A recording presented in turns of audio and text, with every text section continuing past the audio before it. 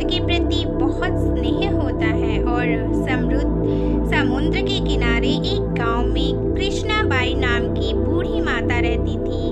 वह भगवान श्री कृष्ण की परम भक्त थी। वह एक झोपड़ी में रहती थी। समुद्र किनारे एक गांव में कृष्णबाई नाम की बूढ़ी माता रहती थी। वह भगवान श्री कृष्ण की परम भक्त थी। वह एक झोपड़ी में रहती थी। कृष्णबाई का वास्तविक नाम मुखिया था। वे कृष्ण भक्ति के कारण इनका नाम गांव वालों ने कृष्णाबाई रख दिया। घर घर में झाड़ू पोछा बर्तन और खाना बनाना ही इनका काम था। कृष्णाबाई रोज फूलों की माला बनाकर दोनों समय श्री कृष्ण जी को पहनाती थी और घंटों कान्हा से बातें करती रहती थी। गांव के लोग यही सोचते थे कि बुढ़िया पागल है।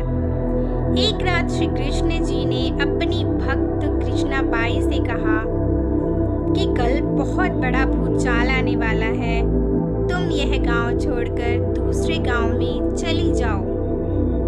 अब क्या था, मालिक का आदेश था। कृष्णाबाई ने अपना सामान इकट्ठा करना शुरू किया और गांव वालों को बताया कि कल सपने में कान्हा आए थे और कह रहे थे कि बहुत प्रलय होगा।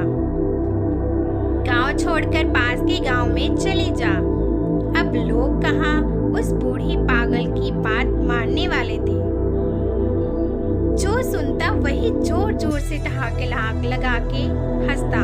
इतने में बाई ने एक बैलगाड़ी मंगाई और अपने कान्हा की मूर्ति ली और सामान की गठड़ी बांधकर गाड़ी में बैठ गई और लोग उसकी मूर्खता पर हंसते रहे। बाई जाने लगी।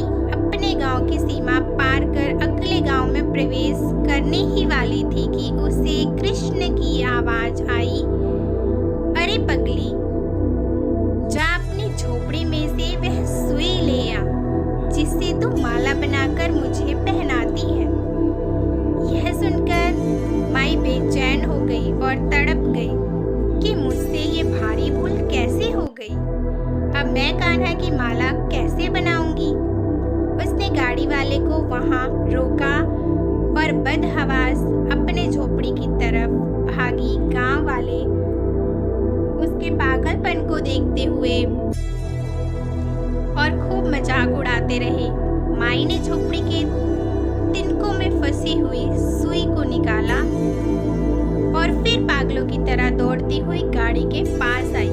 गाड़ी वाले ने कहा कि माई, तू परेशान क्यों है? कुछ नहीं होना, माई ने कहा। अच्छा, अब चल और जल्दी से अपने गांव की सीमा पार कर। गाड़ी वाले ने ठीक ऐसे ही किया। अरे ये क्या, जैसे ही सीमा पार हुई पूरा गांव ही समुद्र में समा गया। सब कुछ जलमग्न हो गया। गाड़ी वाला भी अटूट कृष्ण भक्त था। येन केन प्रेकरण भगवान ने उसकी भी रक्षा करने में कोई विलंब नहीं किया। इस कहानी से हमें ये शिक्षा मिलती है कि प्रभु जब अपने भक्त की मात्र एक सुई तक की इतनी चिंता करते हैं तो वे भक्त की रक्षा के लिए कितना चिंतित होते होंगे। जब तक उस भक्त की एक सुई उस गांव में थी, पूरा गांव बचा हुआ था। इसीलिए कहा जाता है कि भरी बदरिया पाप की बरसन लगे अंगार, संत न होते जगत में जल जाता संसार। अर्थात अगर इस दुनिया में संत एवं अच्छे व्यक्ति न होते तो ये संसार कब का समाप्त हो जाता। जय